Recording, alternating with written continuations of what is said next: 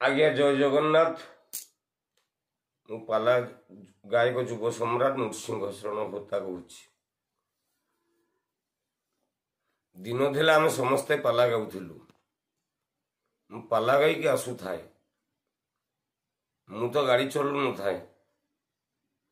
मो ड्राइवर गाड़ी आनिकी गोटे जगार बाड़ी देला। आमे समस्ते पड़िलु। आमे समस्ते पड़ला भितरे मु घर को जीवन विकल रे फोन करिछि। मो स्त्री मध्य आसिकी पहुंची आठगड़ मेडिकल रे। जो रमेश सहित कथबार्ता होच से मो पालिया नुह। 7-8 मासर से संपर्क। आमे जाइके आठगड़ मेडिकल रे पहुंचला बेले मो स्त्री ता झाड़ा भी बुझिछि। मो पुओ मो झियो समस्ते पोछिछु एवं ता संगे मु ताकू आठगड़ मेडिकल रु कटक मेडिकल पर्यंत नहीं एवं ता संगे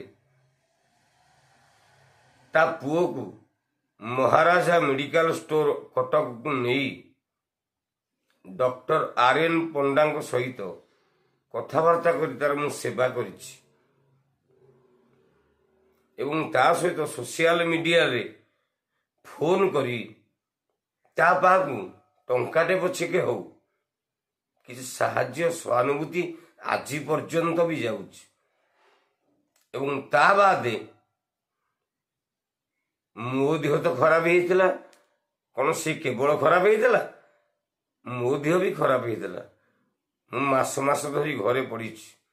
मु घरे पड़ी मो स्त्री पिला को पठेई ता घर पाखे पहुंची मो स्त्री पिला जतिक से पाला गाई थिला मो पाखे सरकारी गवर्नमेंट प्रोग्राम जहाँ भी गाई थिला जो 2-4 हजार टंका दरकार थिला तार ता भी जाइकी ता घर पाखे पहुंची मो स्त्री ताकू पैसा दे के आसीछि। ताहले मोर असुविधा कौन है? आउ जो माने अपप्रचार चलाउछन्ती से माने कौन तांगटे प्रकृत मानविकता अछि? जो माने कहिले जीए कहिला ता भाई मरी जाइथिला ता भाई मरी गला बेले पालिया माने कौन दायी हेतिले? किंतु मु जाइके आठगड़ रे सम्मेलन तैयारी करथिली। एमाने कौन एतिकी बुझी पारलेनी? एजाबत मु प्रत्येक स्थान रे सोशल मीडिया रे भाइराल करुछि जे मो पालियाटी गरीब पालिया ताकू 2 पैसा दियो। कहीं ना से मोर बहुत सेवा करिछि। जो 7-8 मास मो पाखे रहिछि से मोर निजर पालिया नुह। मु ताकू डाकिकी नैथिली। मु तार सेवा करिछि। से मोर बहुत सेवा करिछि एवं ता भितरे जदि एक्सीडेंट हैला मु तो जो एई अंचल जो तिगिरी आठगड़ अंचल रे मु गोटे गायक। मु कौन कार शत्रु? मु जतले पढ़ी मते किए जन देखा आसछ ता माने कौन मु भलर थिली? मु आखिरु लुह बहुछि बिना कारण रे को मानक परामर्श रे तमे माने मते काहींकी निंदा करूछ? तमे कौन भाबुछ मु आत्महत्या करदेले भल हबो? मु तो कहार अन्याय करिनी। एजाबत भी विगत काली भी 3 जन फोन करथिले। कहली मो पालिया पड़ीछि 1000 दियो।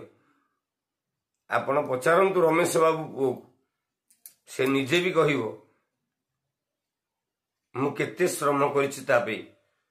तमे जो पालिया माने थिलो सेते बेले किए आस्थिले ता घर को? केही भी आसीन। निजर मन इच्छा को व्यक्तित्व करके जन को मारी दियोनी। मु जने गायक मो पालिया पे कौन कर्तव्य? गोटे पालिया थिला मु कहूची नरसिंहपुर रे प्रशांत बोली गोटे पालिया थिला ତାକୁ କିଡନୀ ରୋଗ ହେଲା, ସେ ଘରେ ରହିଲା।